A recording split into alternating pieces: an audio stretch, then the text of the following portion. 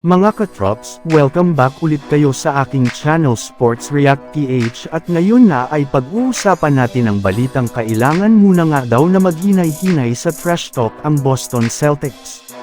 Pag-uusapan na rin nga natin ngayon dito sa ating panibagong video ang balitang pumirma na nga daw po ang dating player ng Los Angeles Lakers.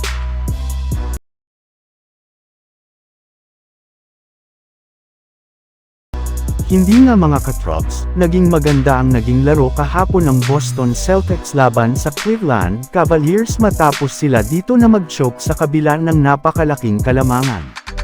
Masyadong nga nila ditong inuna ang kanilang kay-abangan ng maagang trash talk nina Jason Tatum at Jaylen Brown ang buong team ng Cavs nang sabihin nito na lumayas na nga daw po ang mga ito sa loob ng kanilang home court na TD Garden.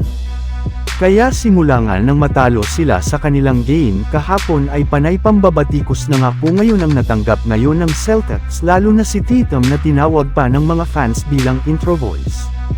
Kailangan nga daw pong malaman ng Celtics na bago sila magyabang sa game ay dapat muna nga nilang siguraduhin na makukuha nila ang panalo dahil kung hindi ay asahan na nga po niya babatukusan siya ng halos lahat ng mga fans. Ayon pa nga sa isang NBA analyst, possible rin naman nga daw po na maging dahilan pa ang kanilang pagyayabang para mabiggo sila na makakuha sa pagdepensa sa kanilang kampyonato. Kaya dapat muna nga sila na maghinay-hinay sa trash talk.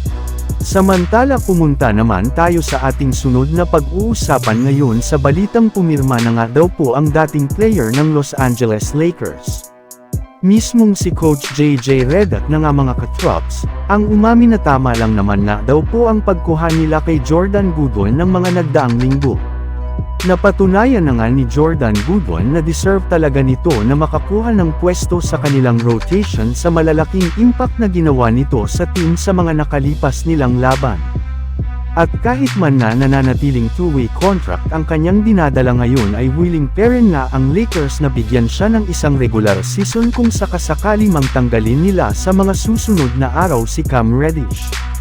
Well, para nga sa inyong kaalaman, hindi rin naman nga basta-bastang i-convert ng Lakers ang kontrata ni Jordan Goodwin dahil bago pa man nga nila ito magawa ay kailangan muna nga sila na magkaroon ng isang bakanteng pwesto sa kanilang hawak ngayon na 18-man lineup sa pamamagitan ng pag-waive nila sa kontrata Cam Reddish na tulian ng hindi nakasama sa kanilang rotation ng mga nagdaang araw.